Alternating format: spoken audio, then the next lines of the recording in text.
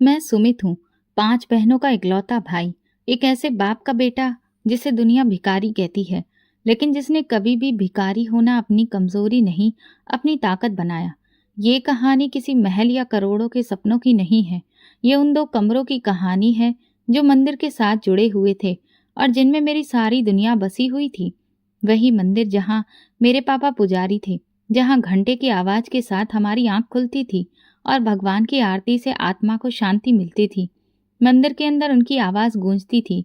छत के नीचे वो भगवान से प्रार्थना करते, उनकी सेवा करते।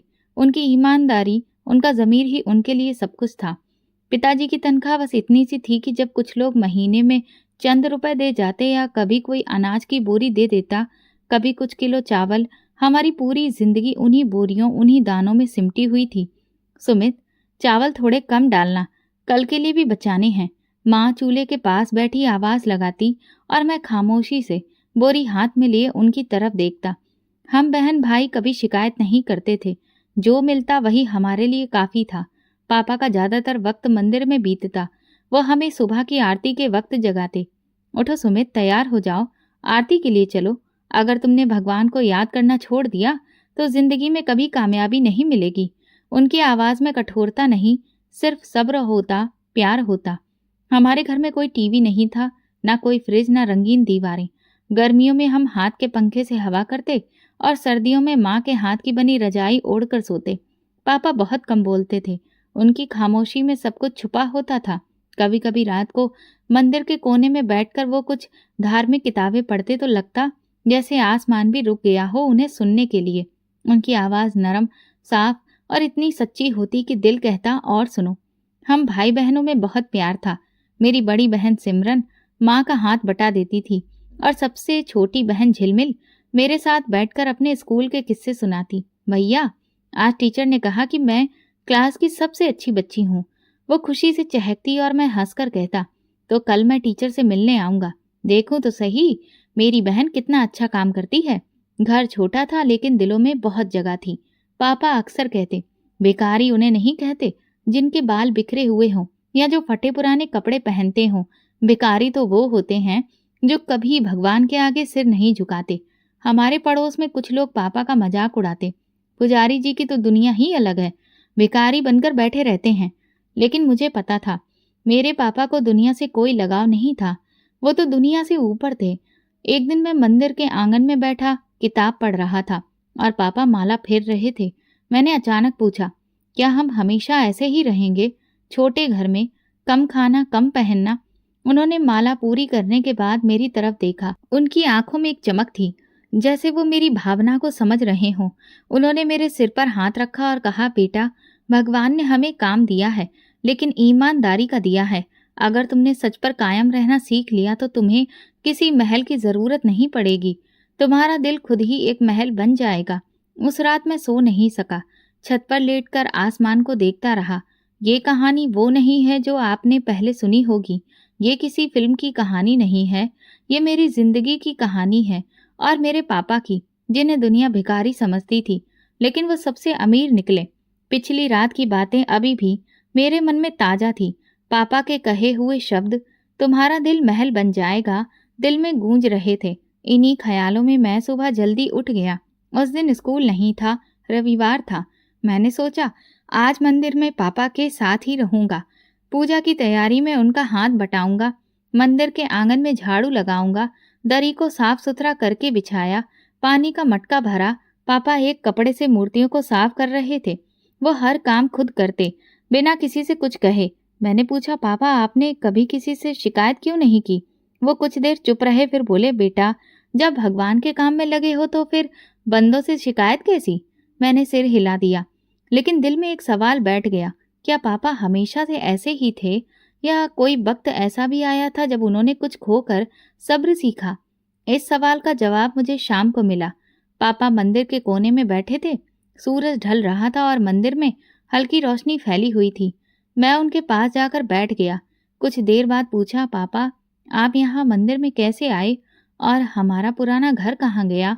उन्होंने मेरी तरफ देखा, खामोश रहे जैसे किसी याद में खो गए हों। फिर बोले, 15 साल हो गए सुमित। उस वक्त तुम बहुत छोटे थे, तुम्हें कुछ भी याद नहीं होगा। मैं चुपचाप सुनता रहा। मैं वो घर खुद नहीं छोड़ा था, मुझे वहां से निकाल दिया गया था। मैं चौंक गया। किसने? मेरे पिताजी ने, तुम्हारे दादाजी ने। ये सुनकर मैं सीधा होकर बैठ गया।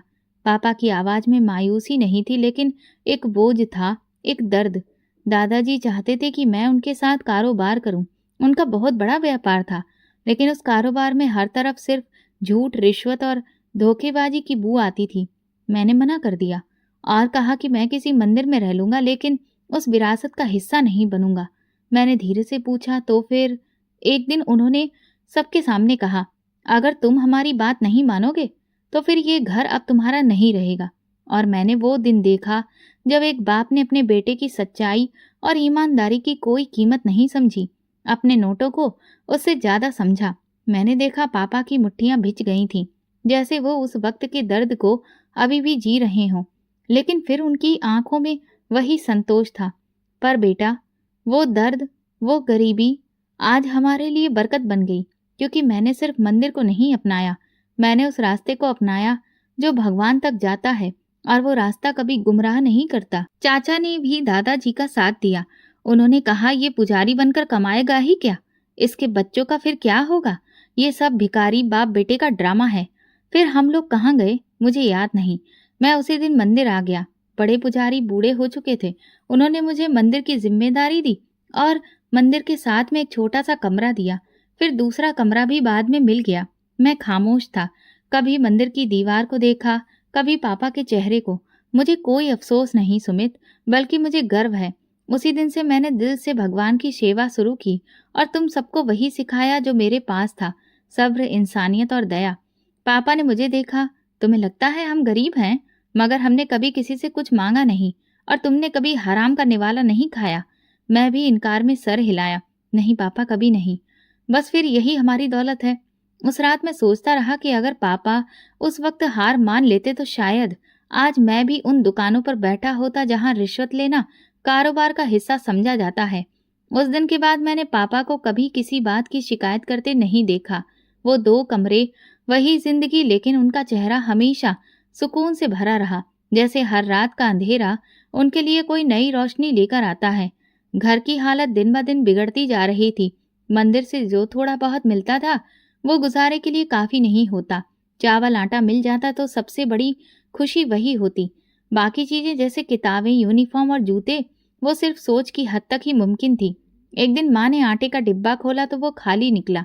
उन्होंने खामोशी से बर्तन बंद किया और चूल्हे के पास बैठ गई। बड़ी बहन सिमरन माँ के पास आई और धीरे से बोली, माँ कल व्रत रख लेते हैं। माँ ने हल्की सी मुस्कान दी, जैसे इस फिक्र में भी कोई राज छुपा हो। मुझे धार्मिक किताबें पढ़ने का शौक था। जब पिताजी ने ये देखा तो उन्होंने मुझे कुछ किताबें दी।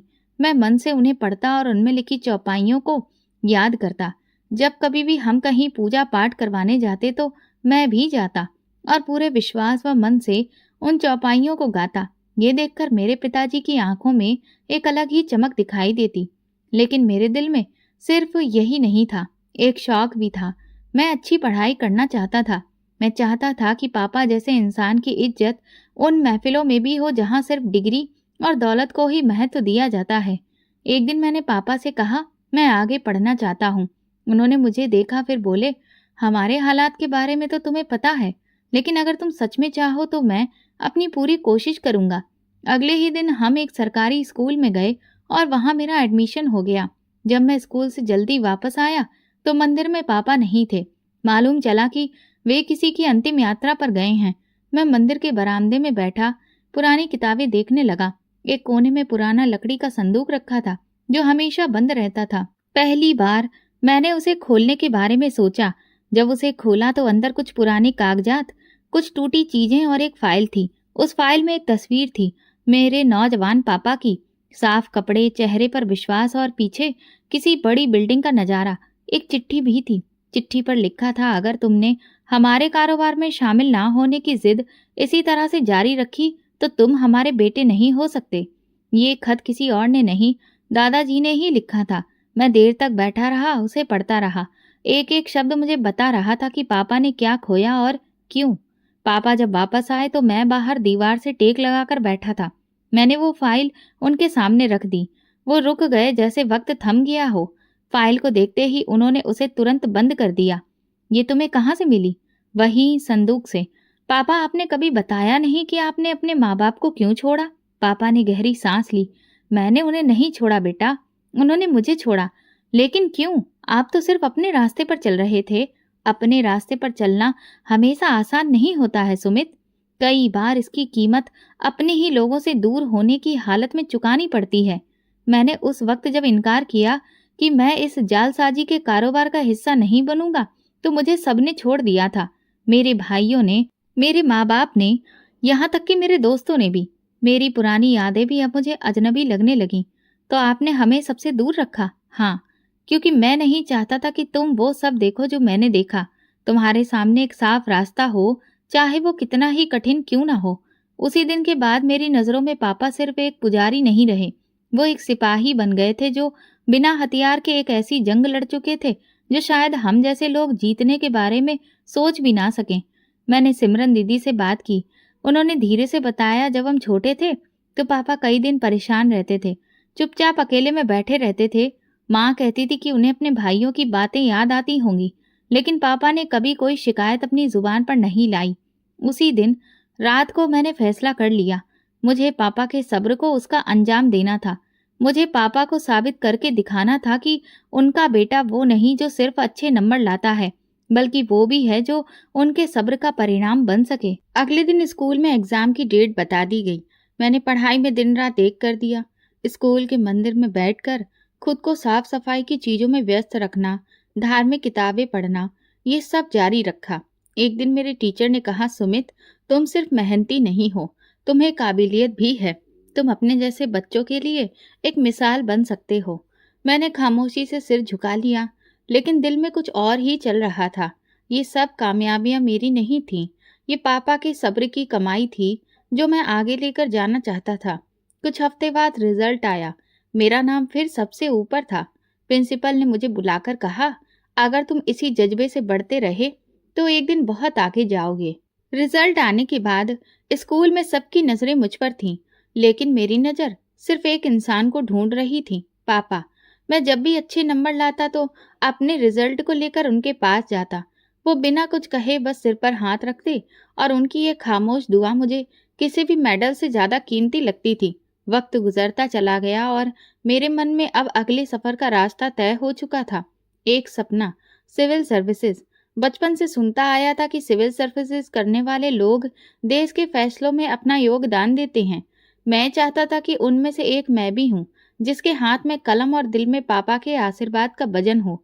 अगली सुबह मैं पापा के पास बैठा। वो हमेशा की तरह व्यस्त थे। मैंने कहा, मैं यूपीएससी की तैयारी करना चाहता हूँ। उन्होंने मेरी तरफ देखा और कहा, ये कोई छोटा सपना नहीं है सुमित। मुझे पता है पापा, इसीलिए आपसे इजाजत लेने आया हूँ, आपका आशीर्वाद लेने आया हूँ। उन्होंने मुस्कुराकर कहा, इजाजत तो मिल गई, लेकिन ध्यान रहे, रास्ता कठिन होगा। अगर थक जाओ तो रुक जाना, लेकिन हारना मत। उसी दिन मैंने फैसला किया कि मैं दिन में पढ़ाई करूंगा और शाम को काम। इलाके में एक बर्गर शॉप थी जहां पार्ट टाइम पर लड़के काम करते थे। मैं वहां चला गया। शॉप का मालिक बहुत ही सख्त मिजाज का आदमी था, लेकिन जब मैंने साफ कहा कि मुझे सिर्फ शाम को कुछ घंटे के लिए काम चाहिए और जो तनख्वाह मिलेगी वो मेरी पढ़ाई पर लगेगी, तो वो थोड़ा नरम पड़ गया। सफाई, पैकिंग और आखिरी में फ्रीजर भी साफ करोगे। अगर मंजूर है तो आज से ही काम शुरू कर दो। मैंने सर हिलाया। काम कोई भी छोटा बड़ा नहीं होता, लेकिन हाँ, पहला दिन आसान नहीं था। किचन की गर्मी, तेल की बदबू, मालिक की तेज नजर का दबाव, वक्त पर सब चीजें तैयार करना। लेकिन जब सैलरी के लिफाफे में पहली बार पैसे मिले तो मुझे ऐसा लगा जैसे कोई खजाना हाथ आ गया हो। रात को जब घर पहुंचता, बहनें सो चुकी होती, माँ खामोशी से बर्तन धो रही होती। मैं बिना कुछ कहे पापा के कमरे में जाता, किताबें खोलता और पढ़ना शुरू कर देता। एक दिन पापा ने आकर कंधे पर हाथ रखा। कितनी देर और? जब तक नींद से लड़ते लड़ते हार ना मान जाऊं पापा। ये मेरा रूटीन था, दिन किताबों का, रात काम का और बीच में थोड़ी बहुत नींद। लेकिन मेरी हिम्मत अभी भी मजबूत थी। कभी कभी दुकान पर देर रात तक काम करना पड़ता। एक दिन एक ग्राहक ने तंज कसते हुए पूछा, पढ़ते भी हो या सिर्फ बर्गर ही बनाते हो? मैंने मुस्कुराकर जवाब दिया, यूपीएससी की तैयारी कर रहा हूँ। बर्गर बेचकर ही सही, लेकिन एक दिन फाइल पर मेरे दस्तखत होंगे। पहला इम्तिहान पास आया तो मैंने अपना वक्त थोड़ा और सख्त कर दिया। दुकान के बाद मैं देर रात तक तैयारी करता, मंदिर के फर्श पर बैठकर प्रैक्टिस और हर सुबह अखबार को ध्यान से पढ़ना और उसका विश्लेषण करना। पापा ने कुछ दिन बाद मेरे लिए पुराने अखबार लाना शुरू कर दिए। कहते, दुनिया को जानना है तो पहले पढ़ना सीखो। जब एग्जाम का दिन आया, पापा ने नरमी से कहा, सिर्फ कोशिश करना, रिजल्ट भगवान पर छोड़ दो। एग्जाम दिया, 3 घंटे गुजरे। जब बाहर निकला तो दिल में सुकून था। जो कुछ पढ़ा था वही आया था। कई दूसरे लड़के शिकायत कर रहे थे, लेकिन मैं शांत था। अब रिजल्ट का इंतजार। एक और परीक्षा थी। दुकान का काम जारी था, पढ़ाई भी, लेकिन अंदर एक उम्मीद थी कि शायद पहला कदम कामयाब हो जाए। फिर वो दिन आया जब रिजल्ट आया। मैंने वेबसाइट खोली, रोल नंबर डाला, पन्ने पर सिर्फ एक शब्द था, फेल। कुछ लम्हों के लिए मेरा दिल ही रुक गया। आसपास की आवाजें खत्म हो गईं। मैंने मोबाइल बंद किया, फाइल बंद की और धीरे से मंदिर के कोने में जाकर बैठ गया। पापा ने दूर से देखा, पास आए, कंधे पर हाथ रखा और कहा, रिजल्ट सिर्फ एक पन्ना होता है बेटा, तुम्हारी मेहनत इससे कहीं बड़ी है। मैंने सर झुकाकर पूछा, क्या मैंने आपको मायूस कर दिया? पापा बोले, मायूसी तो तब आती है जब कोई कोशिश ही ना करे, लेकिन तुमने जो किया है वो बहुत लोग सिर्फ सपनों में ही सोचते रह जाते हैं। अब अगली कोशिश की तैयारी करो। मैंने पापा की तरफ देखा। वो वही थे जिनके आशीर्वाद ने मुझे यहाँ तक पहुँचाया था, और मैं जानता था ये सिर्फ शुरुआत है, असली रास्ता अभी बाकी है। एग्जाम में नाकामी के बाद के कुछ दिन मेरी जिंदगी के सबसे खामोश दिन थे। बर्गर शॉप पर काम करता रहा, किताबें खोलकर बैठता रहा, लेकिन वो पहले जैसी तमन्ना अब बाकी नहीं रही। कुछ लम्हे ऐसे भी आए जैसे लगने लगा शायद सपनों का बोझ कंधों से भी ज्यादा भारी है। दुकान में एक दिन एक साथी ने पूछा, अब क्या इरादा है? छोड़ दो ये सब। मैंने सिर्फ इतना कहा, मैं कुछ भी छोड़ दूं, लेकिन पापा का भरोसा नहीं छोड़ सकता। उसी दिन पापा चुपचाप चारपाई पर लेटे थे। मैं थोड़ा हिम्मत करके उनके पास गया और कहा, पापा, मैं फिर से कोशिश करना चाहता हूँ। उन्होंने मेरी तरफ देखकर कहा, नाकामी से मुंह मोड़ने वाले कामयाब नहीं होते सुमित, तुमने रास्ता चुन लिया है, अब उस पर चलते रहना। उनकी बात सुनकर मेरे अंदर की बुझी हुई चिंगारी फिर से जलने लगी। मैंने एक कदम और आगे बढ़ाया। अब की बार सिर्फ अकेले तैयारी नहीं, बल्कि एकेडमी में एडमिशन लेने का फैसला किया। एकेडमी की फीस कुछ ज्यादा थी। दुकान की तनख्वाह से सिर्फ पढ़ाई का ही कुछ खर्च निकल पाता। फिर भी मैंने हिम्मत नहीं हारी। बर्गर शॉप के बाद अब स्टेशनरी की एक दुकान पर भी काम करना शुरू कर दिया। सामान ठीक से जमाना और जो भी पैसे आते उन्हें जोड़ कर रखना। एकेडमी में एडमिशन के दिन जब फीस जमा करवाई तो अंदर ही अंदर एक सुकून महसूस हुआ, जैसे कोई रुका हुआ दरिया दोबारा से बहने लगा हो। पहली क्लास में दाखिल हुआ। आसपास वही लोग थे जिनके सपने मेरे जैसे थे, लेकिन उनकी पीठ पर वो सुविधा थी जो मेरे पास कभी नहीं थी। इंस्पेक्टर ने पहले दिन कहा, ये एग्जाम सिर्फ नॉलेज का नहीं, बर्दाश्त और सब्र का भी है। जो देर तक जुटे रहे वही कामयाब हुए हैं। मेरी जिंदगी अब एक नए रूटीन में ढल गई थी। सुबह जल्दी उठकर पढ़ाई, दिन में एकेडमी, शाम को बर्गर शॉप और फिर देर रात तक घर जाकर रिवीजन। नींद रुकावट बनती थी, लेकिन मैंने उसे कुर्बान कर दिया। एक दिन माँ ने कहा, बेटा थक तो नहीं जाते हो? मैंने मुस्कुराकर जवाब दिया, शरीर थक जाता है माँ, लेकिन सपने थकने नहीं देते। एकेडमी के एक टीचर ने मेरी लगन को महसूस कर लिया। एक दिन नमन सर ने कहा, तुम्हारी बातों में खामोशी है, लेकिन आंखों में लड़ने की हिम्मत है। तुम हो जो दुनिया को हैरान कर सकते हो, बस देर मत करना। मेरे लिए ये शब्द किसी अवार्ड से कम नहीं थे। मैं हर टेस्ट में अपनी पोजीशन बेहतर करता रहा। हर लेक्चर में पहली कतार में बैठता। कभी दुकान से देर हो जाती तो अगले दिन नोट्स मांगकर पूरा करता। एकेडमी के आखिरी महीने बहुत सख्त गुजरे। मैंने चाय से दोस्ती कर ली और नींद से दुश्मनी। मंदिर के फर्श पर देर रात तक पढ़ना अब मामूली बात बन गई थी। कभी कभी पापा चुपचाप मेरे पास आकर बैठ जाते, कुछ नहीं कहते, बस मेरी आंखों में झांकते और फिर चले जाते। उनकी ये खामोशी मुझे थमने नहीं देती थी। एकेडमी खत्म होने के बाद मेरे पास सिर्फ 1 महीना था। दूसरी बार यूपीएससी का एग्जाम देने के लिए मैंने दुकान से छुट्टी ले ली थी। अब दिन का हर एक पल कीमती लगता। माँ अक्सर मेरे लिए चाय बनाती और दरवाजे के पास रख देती। एक दिन बोली, तुम पापा की तरह हो, कम बोलते हो, ज्यादा सहते हो। मैंने हंसकर कहा, आपका आशीर्वाद हो तो सहना भी आसान लगता है। एग्जाम के दिन पास आए, मैंने सारे नोट्स दोहराना शुरू कर दिया। पापा मुझे देखकर सिर्फ एक प्रार्थना करते, भगवान तुम्हें इसी तरह से कामयाबी दे, तुम्हें सद्बुद्धि दे। मैंने उस दुआ को दिल से पकड़ लिया जैसे उसमें ही मेरी सारी हिम्मत छुपी हो। दूसरी बार इम्तिहान का दिन आया। मैं सुकून में था। इस बार मैंने अपनी हर कमजोरी पर कंट्रोल किया था। बाकी अब भगवान की मर्जी थी। बारिश रुकने का नाम नहीं ले रही थी। मंदिर की छत पर बूंदें टपक रही थीं। मैं एक कोने में बैठा वही पुराना फोन हाथ में लिए स्क्रीन पर उंगली रखे खामोश खड़ा था। वेबसाइट धीरे धीरे लोड हो रही थी और दिल की धड़कनों का शोर बढ़ता जा रहा था। एक बार आंखें बंद की, गहरी सांस ली और जैसे ही रिजल्ट का पेज खुला, मेरा रोल नंबर सामने चमक रहा था, जिसे पास कर दिया गया था। मैं खामोशी से उठा, मोबाइल जेब में रखा और भगवान के आगे सिर झुकाकर बैठ गया। ना कोई खुशी, ना कोई चिल्लाना और ना ही किसी को आवाज देना। बस आंखें बंद करके वो लम्हा अपने अंदर बैठा लिया, जिसकी कीमत मैंने हर रात की नींद, हर दिन की मजदूरी और हर दुआ में अदा की थी। भगवान का लाख लाख धन्यवाद करने के बाद जब घर पहुंचा, माँ बर्तन समेट रही थी। पापा अपनी माला पूरी करने के बाद उठ रहे थे। मैं सीधा उनके पास गया और चुपचाप उनके सामने बैठ गया। उन्होंने मुझे देखा, फिर बोले, रिजल्ट आ गया? मैंने धीरे से कहा, हाँ पापा, मैं पास हो गया, भगवान का शुक्र है। उनके चेहरे पर वही मुस्कान थी और आगे उन्होंने कुछ भी नहीं कहा। पापा, अगर आप कहें तो मैं सबको बता दूं? उन्होंने इनकार में सिर हिलाया। नहीं सुमित, अभी नहीं। ये कामयाबी सिर्फ तुम्हारी है। ये उस भगवान की तरफ से है जो खामोश प्रार्थनाओं को सुनता है। खामोशी में ही तरक्की है, शोर में नहीं। मैंने कोई बहस नहीं की। उनके हर फैसले में मुझे एक सच्चाई नजर आती थी। अगले दिन बर्गर शॉप के मालिक के पास जाकर मैंने काम छोड़ने की बात की। वो हैरत से बोले, कुछ हुआ है क्या? कोई और जगह मिल गई? मैंने मुस्कुराकर कहा, जी एक और जगह मिल गई है, थोड़ी बड़ी है। ट्रेनिंग का लेटर एक हफ्ते के बाद मिला। सेंटर मसूरी में था।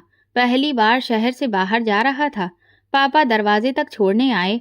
माँ ने शॉल मेरे कंधों पर रखी और खामोशी से माथे पर हाथ रखा। ट्रेनिंग सेंटर में कदम रखते ही ऐसा महसूस हुआ जैसे सब नया है, लेकिन अंदर वही पुराना सुमित था।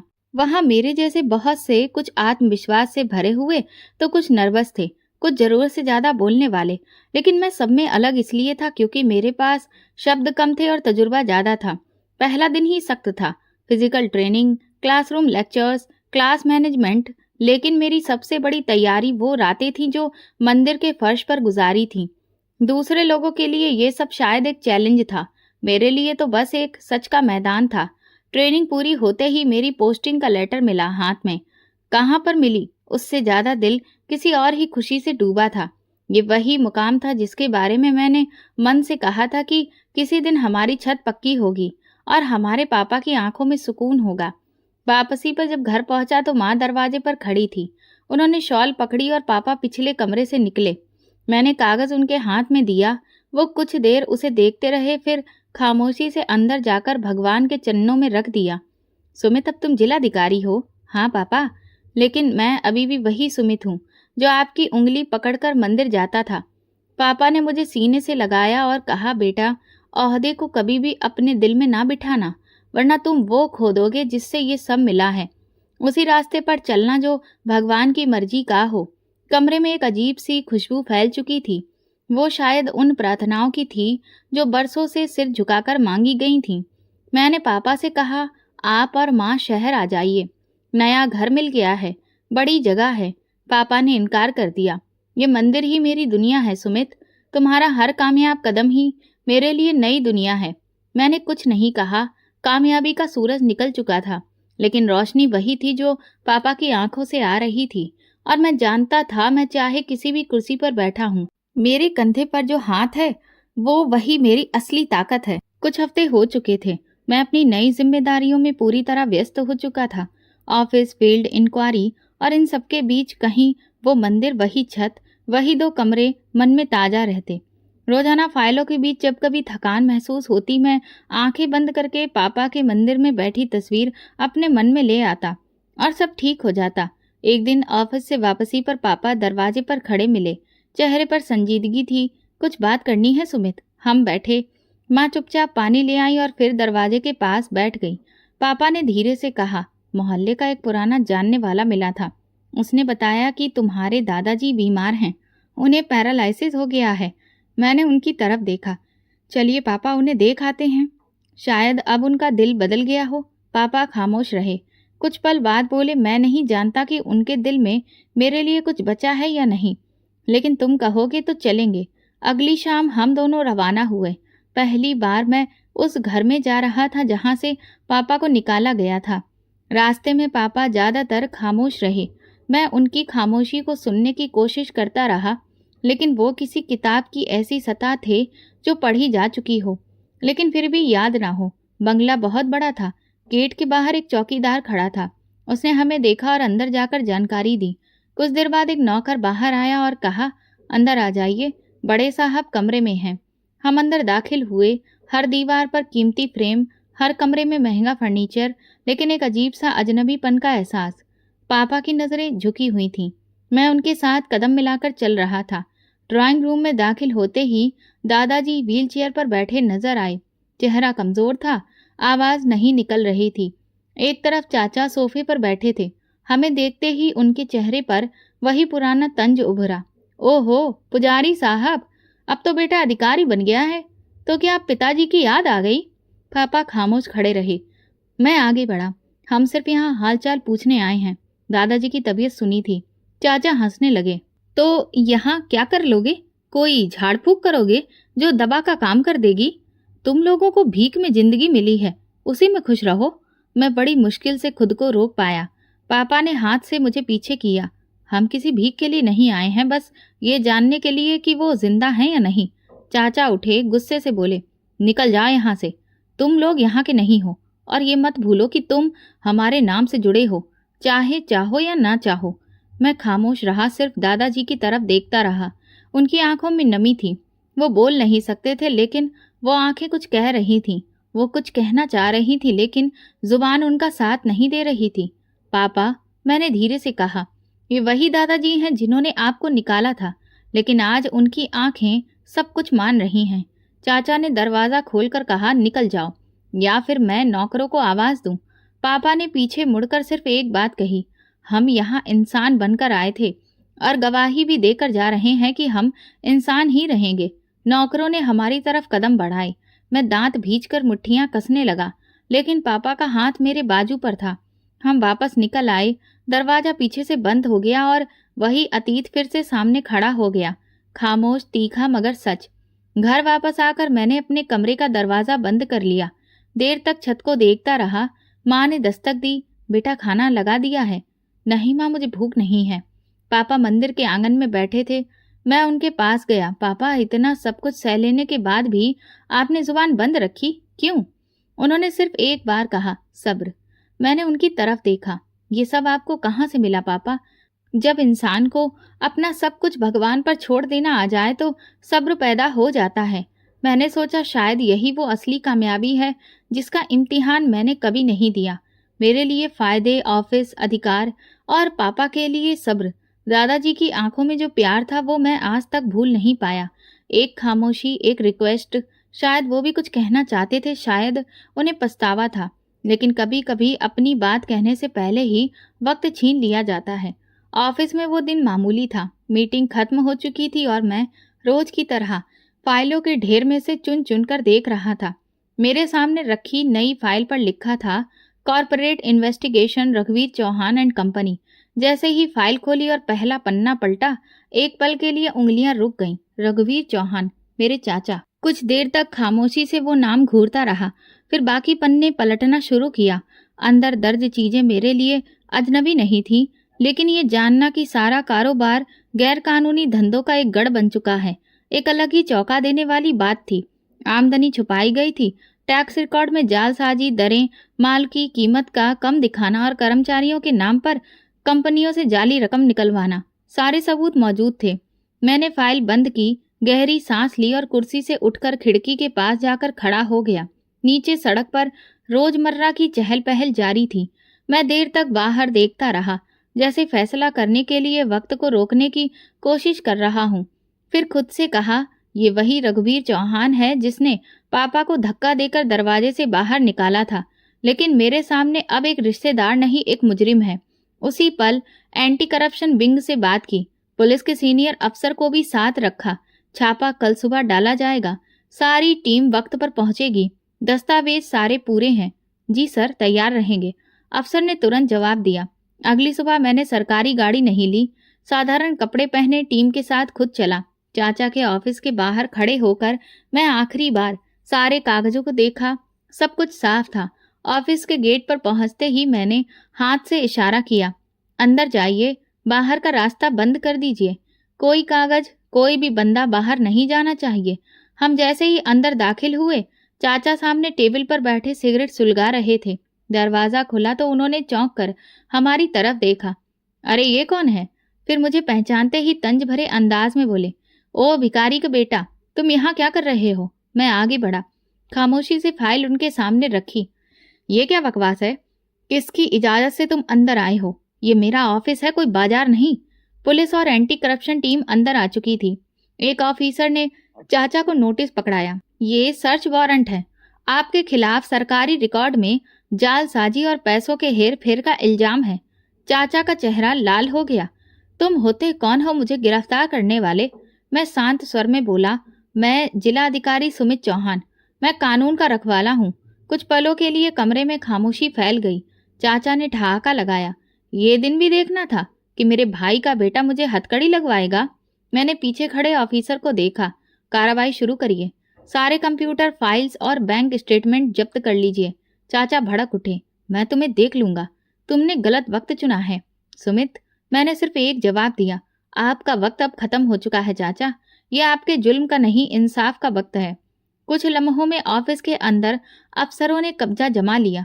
कंप्यूटर बंद किए गए, फाइल्स पैक की गई और स्टाफ से अलग अलग पूछताछ शुरू हो गई। चाचा को पुलिस साथ ले जाने लगी तो वो फिर बोले, मेरे बाप का नाम जानते हो? तुम्हारा खून हमसे है। मैंने उनकी तरफ देखा। मेरा खून सच्चाई का पाबंद है, रिश्ता सिर्फ सच के साथ है। चाचा को गाड़ी में बिठाया गया, दरवाजा बंद हुआ और काफिला रवाना हो गया। वापस ऑफिस जाकर मैंने मंदिर का रुख किया और भगवान के आगे सिर झुकाकर उनका धन्यवाद दिया कि मुझे आज वो दिन दिखाया जिसमें मैंने सच्चाई का साथ निभाया, चाहे उसकी कीमत रिश्ता ही क्यों ना हो। शाम को पापा दरवाजे पर बैठे थे, उन्हें सब कुछ पता चल चुका था। मैं खामोशी से उनके पास गया। उन्होंने मेरी तरफ देखा। पता चला तुमने इंसाफ किया है? हाँ पापा। कुछ देर चुप्पी। पापा क्या? नहीं। लेकिन उनकी आंखों में एक पुराना मंजर आ गया था जब हमें धक्के देकर निकाला गया था। पापा कुछ पल चुप रहे, फिर बोले, तुमने वो किया जो मैं नहीं कर सका, लेकिन गर्व इस पर नहीं है, बल्कि गर्व इस पर है कि तुमने वो सब कुछ कानून के दायरे में रहकर किया। यही वो मुकाम है जहां ताकत की असली आजमाइश शुरू होती है। मैंने कहा, ये ताकत सिर्फ आपकी दी हुई परवरिश की वजह से है पापा। इंसाफ का लम्हा गुजर चुका था, लेकिन मैं जानता था कि उसके असर अभी भी बाकी हैं। ये वो मौका था जहां जज्बात नहीं, उसूल जीते हैं, और मैं चाहता था कि आने वाले हर दिन में यही उसूल बाकी रहें। ऑफिस में सबकी नजरें मेरे चेहरे पर थी। कल की रेड की खबर पूरे जिले में फैल चुकी थी। कुछ लोग हैरान थे, कुछ इम्प्रेस, और कुछ सिर्फ तमाशा देख रहे थे। मेरे लिए ये सिर्फ एक कार्रवाई नहीं थी, ये मेरी ज़मीर का फैसला था। एंटी करप्शन टीम ने सारे रिकॉर्ड जमा कर लिए थे, बैंक स्टेटमेंट, जाली रसीदें और वो कागजात जो बरसों तक छुपाए गए थे। अब हर चीज सामने थी। अब कार्रवाई का अगला कदम बाकी था, बाकायदा गिरफ्तारी। अदालत के कमरे में पेशी का वक्त तय हुआ। मैं सुबह से अदालत में मौजूद था। पुलिस चाचा को जाल से बंद गाड़ी में लेकर पहुंची। चाचा हथकड़ियों में खड़े हुए, वही इंसान जिन्होंने पापा को भिखारी कहा था, आज खुद कानून के सिकंजे में थे। अदालत में केस पेश किया गया। सरकारी वकील ने सबूत रखे, दस्तावेज पढ़कर सुनाए गए, बैंक रिकॉर्ड अदालत के सामने रखे गए। चाचा के वकील ने कोशिश की कि उन्हें कमजोर दिखाया जाए, लेकिन सबूत बोल रहे थे। जज ने कुछ लम्हों की खामोशी के बाद कहा, तमाम सबूतों को देखते हुए मुलजिम रघुवीर चौहान को रिमांड पर लेने के लिए एंटी करप्शन टीम के हवाले किया जाता है। चाचा को वापस ले जाया गया। जाते जाते उन्होंने एक बार फिर पीछे मुड़कर कहा, सुमित, तुमने आज एक दिन की जीत हासिल की है, लेकिन परिवार में दरार पैदा कर दी है। मैंने कोई जवाब नहीं दिया, सिर्फ गर्दन झुकाकर अदालत से बाहर निकल आया। ऑफिस वापस पहुंचा तो मेज पर एक चिट पड़ी थी। वो पापा का लिखा हुआ था, तुम्हारा हर फैसला सच पर हो तो तुम समझो कि जीत गए, चाहे लोग तुमसे कुछ भी कहें। पापा, ये एक कागज मेरे लिए किसी भी अदालत के फैसले से बड़ा था। मैंने वो चिट अपनी डायरी में रख ली और खुद को याद दिलाया कि ये लड़ाई किसी पर्सनल दुश्मनी की नहीं बल्कि उसूलों की है। मैं खामोशी से ऑफिस से बाहर निकल आया। रास्ते में मंदिर की तरफ मुड़ गया। पापा बाहर ही बैठे थे। मैं खामोशी से पास गया। पापा, फैसला हो गया है। उन्होंने सिर हिलाया। मैं जानता हूँ, चाचा ने सब कुछ मान लिया है। तो आप क्या महसूस कर रहे हो? जीत तो वही है जो दिल का बोझ हल्का कर दे, और आज दिल हल्का है। पापा बोले, याद रखो बेटा, तुमने जो किया वो सिर्फ एक गिरफ्तारी नहीं थी। तुमने खुद पर काबू पाया। ताकत के साथ संकल्पों को कायम रखना मुश्किल होता है, लेकिन तुमने ये कर दिखाया। आज मैंने अपने बेटे को वो बनते देखा है जो मैं खुद कभी नहीं बन पाया। ये आपकी प्रार्थनाओं का नतीजा है पापा। उस रात मैं मंदिर के आंगन में देर तक बैठा रहा और आसमान को देखता रहा। इंसाफ के दरवाजे पर कभी कभी देर हो जाती है, लेकिन जब इंसाफ मिलता है तो पूरा मिलता है। कुछ दिन गुजरे, ऑफिस की मशरूफियत जारी थी, लेकिन मन बार बार एक ही चेहरा याद करता था, दादाजी का, जो खामोशी से व्हीलचेयर पर बैठे हमें देखते रहे थे, कुछ कहे बिना। उनकी आंखों में जैसे कोई बोझ था जो वो अपनी जुबान से कह नहीं सके। उस दिन मैं रोजाना से कुछ पहले ही घर आ गया। माँ ने बताया, तुम्हारे दादा आए थे सुमित। पापा ने उन्हें अंदर बुला लिया है। मैं चौंक गया। अकेले आए? नहीं, नौकर उनके साथ था। और पापा खामोश बैठे रहे। तुम्हारा जिक्र भी किया। मैं तेजी से अंदर गया। कमरे में पापा के सामने दादा व्हीलचेयर पर बैठे थे। मेरे कदमों की आहट पर पापा ने नजर उठाई। बैठो सुमित। दादाजी ने हाथ से इशारा किया कि मुझे अपने पास बुलाएं। मैं खामोशी से उनके पास जाकर उनके कदमों में बैठ गया। उनकी आंखें मेरी तरफ थीं। आवाज फिर भी नहीं निकल रही थी, लेकिन चेहरे के एक्सप्रेशन बदल रहे थे। कमरे में सन्नाटा था। दादाजी ने धीरे से मेरी कलाई पकड़ी और उंगलियों से मेरी हथेली पर धीरे धीरे कुछ लिखा। विद्वान, ये उनके होठों से बड़ी मुश्किल से निकला। वो कुछ और कहना चाहते थे। पापा ने पास जाकर उनकी पीठ सहलाई और कहा, कहिए पापा, आपके बेटे हैं। आप जो कहेंगे सुमित वही सुनेगा। दादाजी ने गहरी सांस ली और नजर मेरी तरफ टिका दी। कुछ पल बाद मैंने धीरे से कहा, दादाजी, अगर आप ये चाहते हैं कि चाचा को रिहाई मिल जाए तो फिर एक शर्त है। पापा ने चौंक कर मेरी तरफ देखा, लेकिन मैं बात पूरी कर चुका था। अगर वो माफी मांगेंगे तो माफी मिल भी सकती है। दादाजी की आंखों में नमी तैरने लगी। शायद वो यही सुनना चाहते थे। शायद वो इसी उम्मीद में यहाँ आए थे। दादाजी ने हाथ ऊपर उठाया और आसमान की तरफ इशारा किया, जैसे गवाह बना रहे हों। मैं वादा करता हूँ दादाजी, अगर चाचा ने खुद ये कबूल कर लिया कि वो गलत थे, तो फिर मैं अपने अधिकारों का इस्तेमाल करूंगा, लेकिन इंसाफ से पीछे नहीं हटूंगा। पापा ने मेरी बात पर कोई एतराज नहीं किया। वो देर तक दादाजी की आंखों में देखते रहे, फिर धीरे से बोले, अब ये वक्त गले लगने का है, हिसाब चुकाने का नहीं। पहली बार मैंने पापा को अपने पिता का हाथ पकड़ते देखा। गले लगाते हुए उनके आंसू पहली बार बाहर निकले। मंदिर का वो पुजारी जिसने दुनिया के हर ताने खामोशी से सहे, आज अपने बाप के सामने खड़े थे, बिना किसी गिले शिकवे के। दादाजी ने पापा के कंधे को थपथपाया, जैसे बरसों का बोझ उतार दिया हो। अगली सुबह मैंने चाचा से जेल में मुलाकात की इजाजत ली। वो एक कमरे में बैठे हुए थे, चेहरा थका हुआ, कपड़े साधारण और आंखें लाल, जैसे गुरूर की इमारत अब अंदर से गिर चुकी हो। मैं सामने कुर्सी पर बैठा। कुछ पल खामोशी रही, फिर वो बोले, सोचा नहीं था कि एक दिन तुमसे इस तरह मिलेगा। किसी का सोचा हुआ जरूरी नहीं होता चाचा, असली बात वो है जो हमने किया होता है। वो सिर झुकाकर बोले, मैंने तुम्हारे पापा के साथ ज्यादती की, तुम सबके साथ भी। दौलत के नशे में जो कुछ भी कहा किया, आज सब आंखों के सामने घूम रहा है। मैं सीधा होकर बोला, मैं चाहता हूं कि आप खुद अदालत में अपना बयान रिकॉर्ड कराएं और लिखकर माफी भी मांगे। सिर्फ तभी मैं अपने अधिकारों का इस्तेमाल करके आपकी रिहाई की सिफारिश कर सकता हूँ। चाचा ने नजरें झुका ली, फिर धीरे से बोले, मुझे माफी नहीं, मौका चाहिए। मैं हर वो बात मानने को तैयार हूँ जिससे मेरे जमीर को सुकून मिले। उसी शाम वकील के सामने उनके बयान दर्ज हुए। उन्होंने वो सब माना जो फाइलों में लिखा था और उससे भी बढ़कर जो कभी कहा नहीं गया था। कुछ दिनों में कानूनी कार्रवाइयां पूरी हो गईं। मैंने सिफारिश का खत लिख दिया और एक शर्त रखी कि रिहाई के बाद चाचा को पब्लिकली अपनी माफी की घोषणा करनी होगी। चाचा की रिहाई का दिन साधारण था, लेकिन हर आंख में एक अलग इंतजार था। पापा मंदिर के दरवाजे पर खड़े थे और दादाजी उनके बगल में व्हील चेयर पर बैठे थे और मैं कुछ दूरी पर।